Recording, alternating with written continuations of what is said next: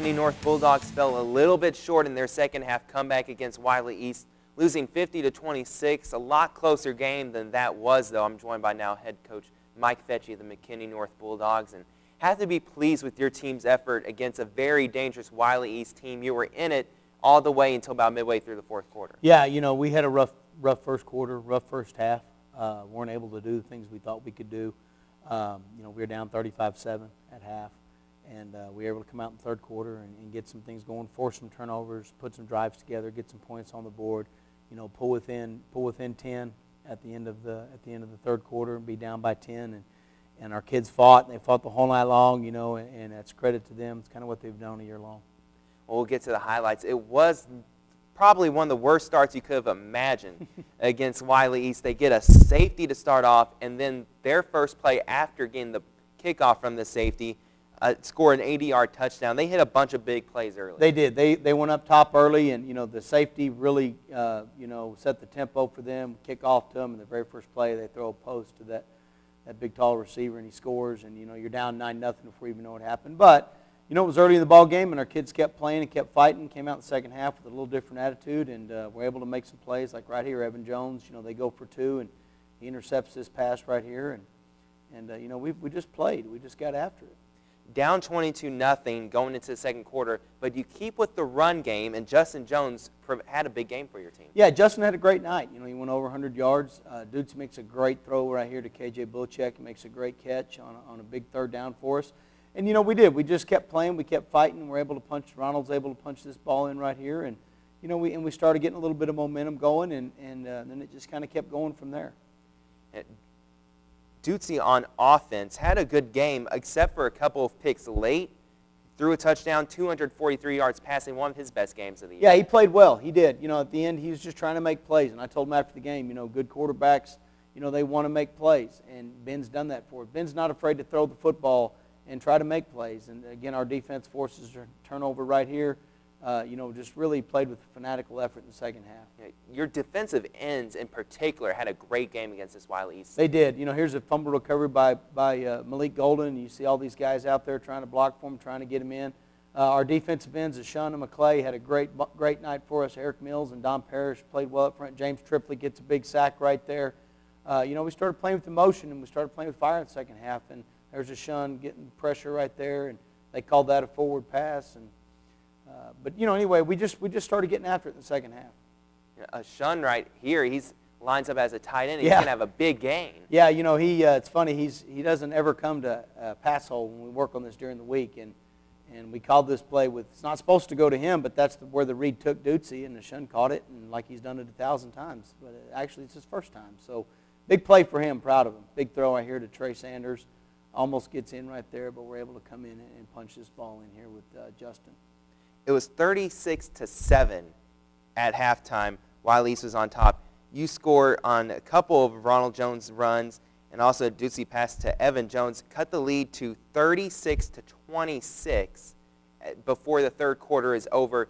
You're within 10 points and right back in the ball game. Yeah, we were. You know, and really it's because we came out, and you can just see right here. These are all second half highlights. We're just playing with fanatical effort. We're just flying to the football and making plays and making tackles and things that we didn't do in the first half, but we did in the second half. And it's not like Wylie East has got backups in there or they got a different thing going. They're doing the same thing they were doing in the first half. We just did it with more effort and did it better. Justin almost scores right here, but, you know, I was proud of him because a lot of teams would have come out, you know, and kind of laid down right there, but we came out and fought and got after it. Their running back, Jabari Anderson, one of the best in the area.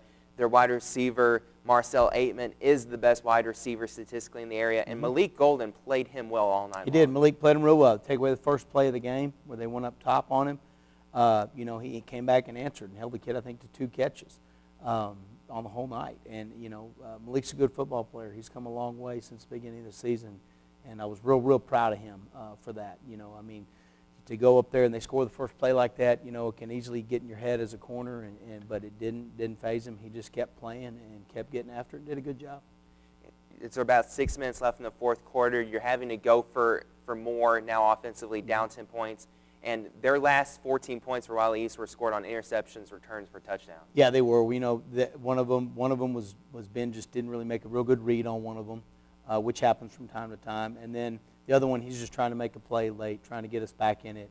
I told him after the game, you can't fault the kid for that. He's just trying to make plays for us. And, but our defense did shut him out in the second half, which was big. And offensively, for us to come out in third quarter and score some points like that, hopefully it'll give us some momentum and some belief going into this last week. Now, you're not going to make the playoffs, that you're already eliminated from that contention, but still a lot to play for in this game, not only senior night, but a chance to finish fifth in the district. Yeah, I think so. This senior class is a special group to me personally. They've been, I guess, quote-unquote, mine their whole time. I was the head coach when they came in, and so it's my first class to take all the way start to finish. So it'll be an emotional night for them, emotional night for me. But, yeah, it's something to go out and play for, to beat Denison.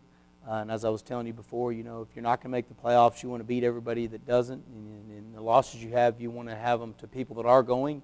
And if we can go out on Thursday against Denison this week and do that, that's where we'll be. We'll finish fifth and be one game out. Hopefully give us some momentum going into off-season and send these seniors out on the right note. Now, Denison, they're a team that runs the ball very well. Denard Whitfield against Greenville last week had 33 carries for 188 yards and really was the reason they won the game. Only beat Greenville by 12. What are you expecting from Denison? Oh, the same, more of the same. I mean, they run the ball well. They have a really big quarterback that operates well back there for them. They're big up front on the offensive line. They do things very well offensively. Defensively, they're a 3-3 stack team, which we haven't seen all year. They bring a lot of different pressures at you, and they play hard. Denison kids always play hard, and they always get after it, and that hasn't changed with the addition of Coach Rogers to them this year. He's got them playing hard. And they're kind of like we are. They're very similar record, actually identical overall record and district record, and thinking the same thing we are. If you can go get some momentum going into off-season, seniors out on the right note. So it'll be a fun night. It's a short week, playing on Thursday, which we haven't done since 0 week. Will be a little different for us, but at the same time, it's going to be a fun night, an exciting night, and hopefully we'll go over there and get after it. Yeah, what kind of effect does the preparation have differently now with the short week? What are you going to do differently in practice? Basically, but other than the obvious, if you lose a day of practice, in week 10, you're really, going to be able to go out there, and it's week 10, so you're already kind of in the groove with stuff, and it's just showing them an accelerated version of what they do. We're going to have to kind of treat today, Monday, a little bit more like a Tuesday for us, and then, of course, tomorrow will be more like a Wednesday, and you do lose that day, but at the same time, so do they. Denison's lost a day this week too, and I think this is the first time they've played on Thursday this whole year. They don't play on Thursdays very often because they are obviously a one-horse town there, and so all their home games are always on Fridays. And we're used to doing it, here in McKinney. With all three of us have to play Thursday night games, so our kids are used to it, and we'll go out there and get after it and see what happens. You mentioned earlier how with this team, it is a team that you have coached from then when they started in the football program to now as seniors. It never gets easier, does it, those speeches at the end of the game, win or lose? No, it doesn't. It doesn't. You get so emotionally attached to these kids. You especially this group. You watched them walk in your doors as bright-eyed, naive middle schoolers, and now they're 17, 18-year-old men, and their whole future lies ahead of them, and you hope that what you've done has taught them some things they can carry out your doors to benefit them in life, and I think we've done that with this group. They're a special group to me. They're a good group, and they've consistently fought all year long. And never at any point in time did I ever feel like that our kids weren't buying into what we were trying to do or weren't buying into each other. It's just been a tough year for us. You have some of those from time to time, but at the same time, we have an opportunity to go out and finish this thing up in the right way. Looking back at some of the games that you've had so far in district play, if you won 1 or 2 games, could have made a difference, could have been in the playoffs. Is there one in particular that you say, that's the night that I really wish could have gone the other way? Oh, I guess, Wylie probably, because if we'd have beat Wylie, then what we'd have to do this week is beat Denison, and then we would have got in. But, to be as close as we were with Lovejoy, 7 points, and held Lovejoy to 24 points, and they're scoring over 50 most of their games. Really all of them. Anytime you lose, you always want to go back and get one. But if I had to single one out, I guess, probably go single out the Wylie game because of what it means now, week 10. But the Lovejoy game is right there neck and neck with it because we gave them all they wanted and had a chance to win it, to beat a team that's, they're 9-0. on the year, and they've done good things. And they get a huge matchup this week with Wylie East. That ought to be one heck of a ball game over there. But, you always have regrets when things don't go your way. But at the same time, it is what it is, and we'll look forward to this one Thursday. Last game of the season, there are obviously players on everyone's varsity programs that is a senior that probably doesn't get to play as much just because of the level of competition within the program. What are you going to do as a coach to try and get them in the game? Oh, we'll do what we do. I mean, that's what I told the kids. We're not going to go out there and all of a sudden start running some offense we don't run or run a bunch of trick plays that we don't do. We're going to go do what we do and play to win the game. And if the opportunity arises, which I hope it does, and I think it will, we'll get some kids in there, to give them a chance and give them an opportunity to kind of finish up on the right note. But, we're going over there to play to win the game. And I think our kids want it that way, and we'll have a good week of practice this week and go over there and see what happens.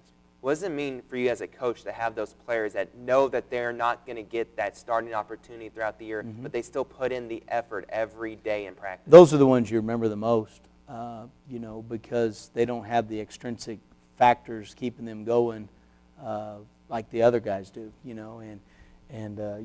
looking back over my career, of 16 years, I think the ones I remember the most, the ones I have the most respect for are those guys. Because what I've seen is, some of those guys that I started coaching, 15, 16 years ago, they're 30 years old now, and in their 30s, and to see them be successful because they were able to stick something out, I mean, football's a tough game. It's a hard game.